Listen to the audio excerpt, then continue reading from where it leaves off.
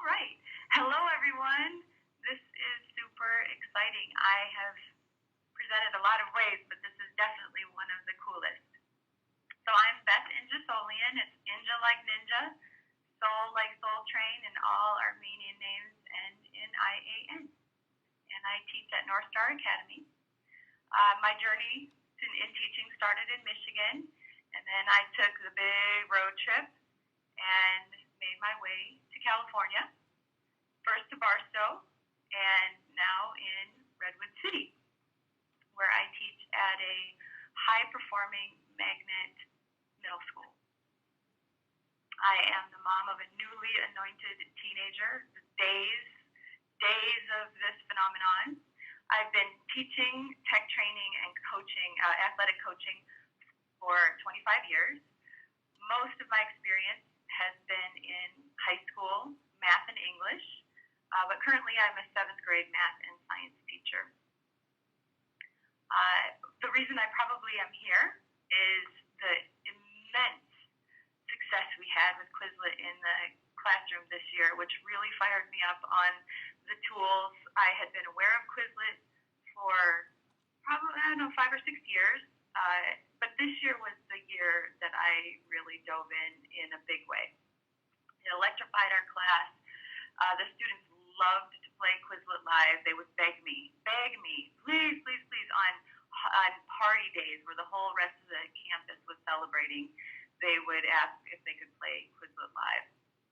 And the wonderful thing was that no matter where a student was academically, the basics were accessible to every single kid. And that dramatically increased their sense of agency. This is my content. This is my classroom. I belong here. But also the quality of their academic conversations. They had access to terminology and content in a way that gave them confidence and helped them participate in the conversations. The best part, though, was I had them start creating their own Quizlet sets. And they started tentatively, and we had a lot of conversations about what the difference was between a high-quality question and a question that just didn't quite seem to work as intended. So today I'll be sharing some time-saving tips. I have 6 big ideas. The first one is using Google Forms and Docs. The second is co-creation of content, particularly with the students. The third is really using the analytics offered by Quizlet. The fourth is planning, which, I don't know, maybe doesn't seem like a time saver, but it saves the most important time, which is classroom time. And for sure, I feel like as a teacher, we never, ever have enough time for even a part of the things that we're asked to do. All right. So organizing your sets is my 5th time-saving tip, and number 6 is establishing norms. So we will kick off with the first one, using Google Forms and Docs. So I start by creating my own organizers. The first is a blank Google spreadsheet, which is where I brainstorm questions for each unit and each class. I have different tabs for different things, and I would qualify that as my warehouse. And probably the 3 big themes for me as a teacher are warehouses. Make a space so that when you come across something fabulous, you know exactly where to put it, and when you're looking for it later on, you know where to find it. The second big theme is playing fields. As a coach, I see a lot of similarities between what happens in the classroom and what happens in athletics. And the last is organic development. So how to do things in such a way that it doesn't really take time. It just happens as you go along. And in the end, you put together something that's really elegant and usable for the next year. So my second organizer is a blank Google Doc for all of my Quizlet links. And the reason I do that is I like to organize them how I want to organize them, and I might want a link in 2 different places, and I might want space to take notes. I also have a bunch of Google Docs and forms that I use with students. So we have shared spreadsheets where pairs or groups or even whole classes will populate potential questions that we then can upload into Quizlet. We have then the shared document with the links so that students can get access to things in a format that we've sort of decided on as a class. And then the big one is using Google Forms to gather daily or weekly questions that have been created by students. So I have, and a low-tech version, having students gather questions in their science or math notebooks, actually using physical flashcards to gather questions, or this year I plan to put up a question bulletin board and have them put their paper ideas up on the board, and then we combine those into electronic documents later on. So here's what one of those documents might look like. This is a spreadsheet in Google, and I have a title that helps me find it and remember what it is later on, and also share it. So I have my name, or a shortened version of my name available there. So our science class is rooted in the sustainability goals of the United Nations, so we're going to work a lot on the attributes of the United Nations. So this is a place that I would gather questions. I'm making dinner, and all of a sudden a fantastic idea comes to me. I pull up this spreadsheet and I'll type in my potential question. A student will be tutoring with me or visiting, and they'll say, what about this question? And I will just add that to my document. So again, very organic. It just happens as a course of business that these questions come up. And then they can be vetted later on. Also, you'll see that I have an image that I grabbed there, so that's a link to a page. So if I wanted to add that to my Quizlet set, I can do that. Again, warehouses, just thinking about warehouses. Also, I can take notes, my thoughts as they come to me. Here's another example. This is a Google form where I might organize my links. So science links would go here, some big ideas for my class: United Nations, water, human body, cells. My math topics, the Math Olympiad or math vocabulary, other topics. So this is a Google Doc, and so here's a G20 flags, and here's a link, and I can just copy and paste this into an email or into a document. So it's highly nimble and flexible. So I start each year with an organizer like this that's just mostly blank, and as I go along, I fill it in. Here is, this was a really exciting project. We took our entire science textbook and we crowdsourced the vocabulary. It took one day, and we had every single vocabulary word, definitions from the glossary, what page it came from and what chapter it came from. And we were able to upload those in different times and different ways into Quizlet for us to use. Here's an example of a Google form. So this is a document that I might use to query students for questions that they have come up with. So we might start with a quiet period of research, and then they would talk to their elbow partner, and then they would talk to the group, and so there would be some opportunity for them to craft their questions before they shared them. And then these go into a spreadsheet so that now I have a really easy format for gathering which of the questions are the highest quality and turning those into a Quizlet set. And I believe at the end of the year, when I had students creating their own Quizlet sets, I think they used a process that was pretty similar to what I had used with them. Next time-saving tip is co-creation of content. So I would say that my growth really followed the axis of how am I going to develop a question set. And so the first level was using the existing sets and then really modifying them substantially to the point that they maybe weren't even that recognizable. And then I realized it was probably quicker for me to create my own set. And the transition from phase 3 to phase 4 was this nagging feeling that I was learning way too much when I was creating the sets. That really that was the wrong direction. That the students should be doing the learning, and it was so fun. It was really, really fun to create a set. So that was the signal that I needed to start offloading that work and have them create their own sets. So last year we used Google Docs to gather questions, and we'll do that even bigger and better this year. We'll use more Google Forms. This year we'll also start gathering content from the very first day of school. We didn't really hit our stride with Quizlet until, I don't know, maybe November, maybe even a little bit later than that. So I'm organizing my whole classroom this year around the scaffolding that will allow students to create their own content as early as possible in the progression of the course.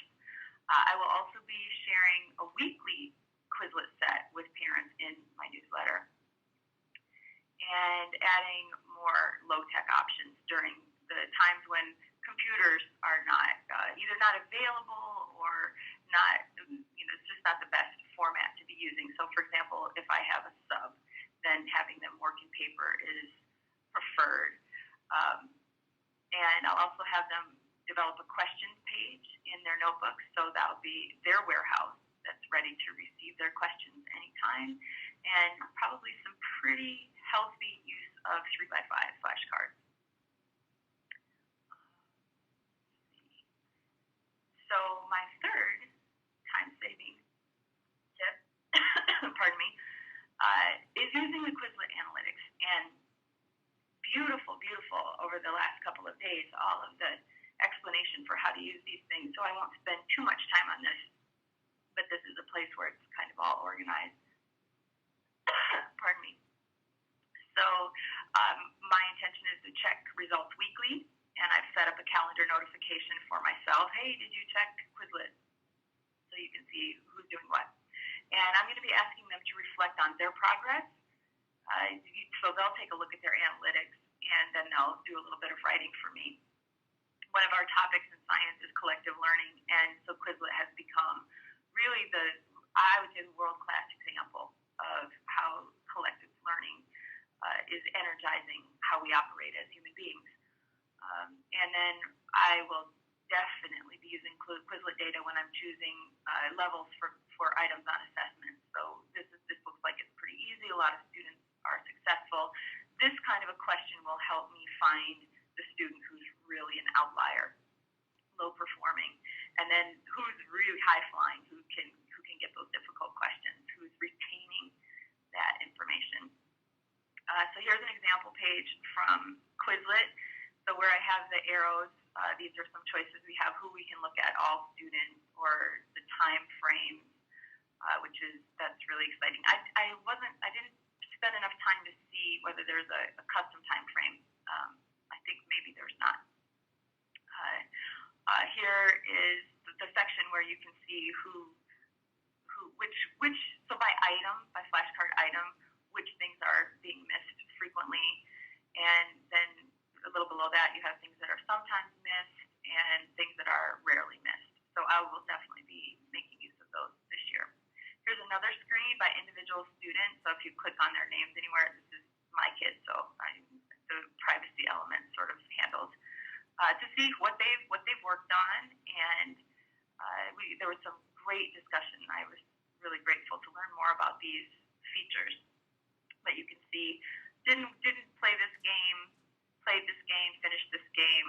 So this also, by the way, is a fantastic screen to pull up when I talk to parents. So whatever conversation we're having is facilitated by, let's take a look at your kids' data. And I appreciate that. And thank you, Josh, for explaining this so well. Here's another page where you can click on the class progress icon to see the leaders. So down and dirty, that's all been well covered. My fourth time saver is, as I said, planning. So I'll be starting early, day one. I include students wherever possible. In fact, I think I shared this story with some of the Quizlet people that I had a student come to me and say, "Hey, what's this button here? What does it do?" And I said, "I don't know. Let's check it out." Well, it was Quizlet Live, and you can, as anyone who's used Quizlet Live knows, that transformed my classroom like possibly nothing I've ever done as a teacher. Work with your partner teachers. So I was sharing sets with a campus that's co-located with us. Also, the sets become an artifact for high-quality dialogue between teachers. I learned a ton about what other people were doing and thinking, and it would have been a conversation much harder to get to if we hadn't had this artifact between us of these Quizlet sets. When I'm planning, creation is key. Even if students create a pretty terrible set, what they learn is always high quality. It doesn't matter how they approach it. If they're creating, they're learning. And so I try to leave time for exploration for the kids. And I think for me too, I'm just going to set aside some chunks of time this year that don't feel quite so desperate to explore menus and try crazy things and see what sticks. So one of the key factors in planning is considering the unique qualities of the people in front of us. And so my habit is to go and sit in a desk and look at, my place that I generally teach from and imagine being in that position.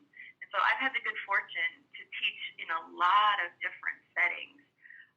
In Michigan and in California, I taught in the former murder capital of the United States. I taught at one of the top 5 most exclusive private schools in the country. And I've trained student teachers all over the Bay Area for Stanford University. So I've seen a lot of context. So when I'm adapting, I have some really specific questions that I ask. The first is how many kids will be using this? Will they be individuals, pairs, groups, a whole class, or will this be happening across multiple classes? My second question is, what age group are we working with? What are the differences between middle school students and high school students, for example, in what they consider to be fun, in how they're approaching grades, and how they feel about competition? What subject area is it? So vocabulary, obviously, Quizlet is excellent for everything. I'm using it for my professional learning practice. I was standing in a line at Starbucks the other day, zipping through, Latin prefixes for science. We did primes, Pythagorean triples, and properties for math this year. For science, taxonomy, stages of development, elements. I'm super excited to try out this new diagrams feature. For language arts, I might do characters or plot or grammar. Next question is, what motivates this crew? Do they need me to be silly in my approach? Just what are they needing? What gets them really fired up about what they're doing? And from my experience, it's very different depending on what group of kids you're with, or adults even. And lastly, most importantly, what is our access to technology? We have a desktop at home, laptop? Are they using phones, tablets? When, where, and how will we resort to the paper use? And I'm so thankful to Quizlet for facilitating the paper options. There's so much wisdom in the way that Quizlet is put together. So here's just a planning diagram for me. This is how I think. My first step would be previewing existing sets, creating my Google Docs, setting up some example questions that I can use or share with students or share with colleagues, and then testing the questions. Especially early in the year, I want what I do to be really clean and high quality. Students who are prone to anxiety, which I would say my current bunch really is, it's uncomfortable for them to feel like their teacher doesn't know what they're doing. So that's something that I've really had to commit to with this group. That it's not fun. It's not fun for them when they run into a technology glitch. Some of them. Some of the kids love it, and they're right in there with me trying to solve whatever another organizer for me, thinking about when will we be using this set? Or this activity? Is the beginning of the period warm up where I might have students doing individual practice because students might be coming in late, and so they can just come in, sit down, get right to work individually, or maybe they're doing a pre-assessment of what we'll be working on during the period.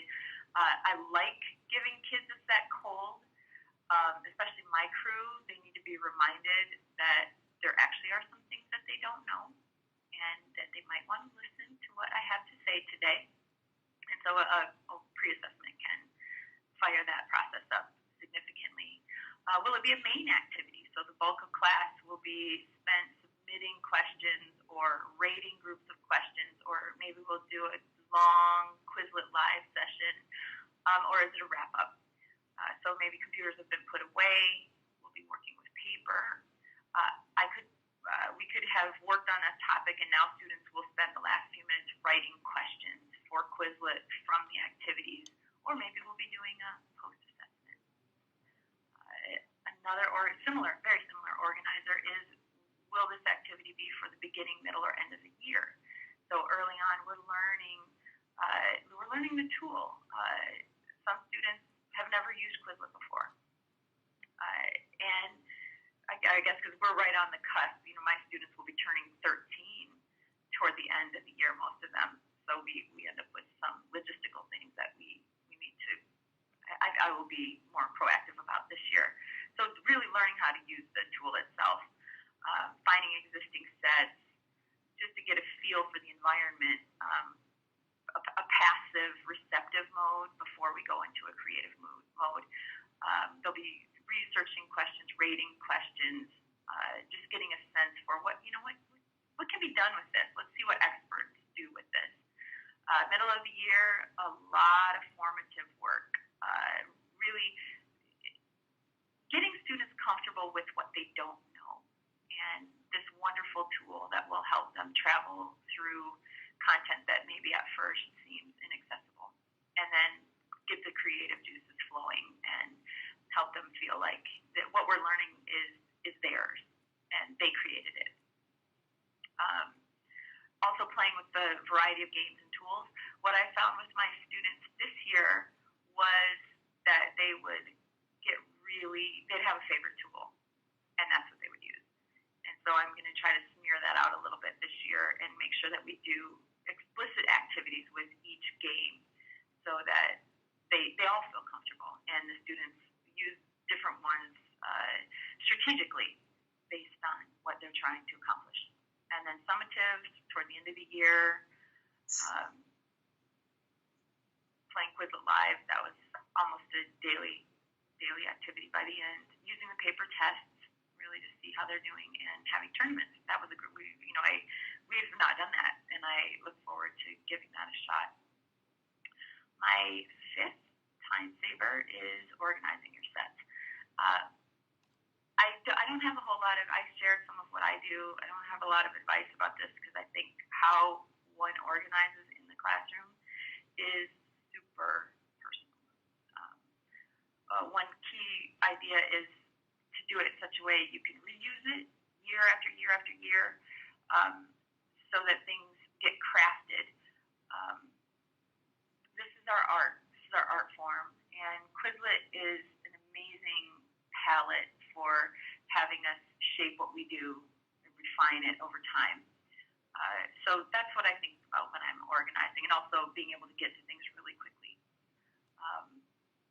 So for sure, if you love Quizlet, you will end up with a just ridiculous number of files. So try not to get buried. And I can give one tip though. When I'm looking for something and I go to where I think it is and it's not there, I try to put it there. Whatever that instinct is that says, this is where I think it is. There's some wisdom in that. So I try to follow it. And that is one of the ways that my organization kind of grows organically, because I'm just making use of where I look for stuff. And my last is establishing norms. Quizlet is amazing if the students have hurt feelings. They're not worried about being embarrassed. So I think this is the biggest time saver, because if Quizlet's not doing what you want it to do, then there's time being lost. And we want every single kid to be in love with this program because it just feels so right for them. So I have some example norms here. This is something we'll develop as a class as we go. I love for our rules to come up because something happened that made us uncomfortable, rather than me deciding. But I do anticipate what I think the problems will be, so I can listen and watch for whatever difficulties this particular group of kids is going to encounter. I want to catch it right away and bring it to the attention of the class to say, wow, while we were playing Quizlet Live, I noticed that people were yelling at each other if they missed a question. And so let's talk about that and let's turn that into a norm. So I think the good news, bad news about Quizlet is that it makes you very vulnerable, because it is an almost unavoidable confrontation with what you know and what you don't know, even if it's private. And I know, especially with kids as young as mine, they think everybody knows what they know and what they don't know, and it's painful to feel inadequate. And so I really, really, really try to build an environment where nobody has to be perfect, and I say that all the time. We don't need to be perfect, but let's make sure that we're being as kind as we can, and when things come up that make us uncomfortable, that we deal with it.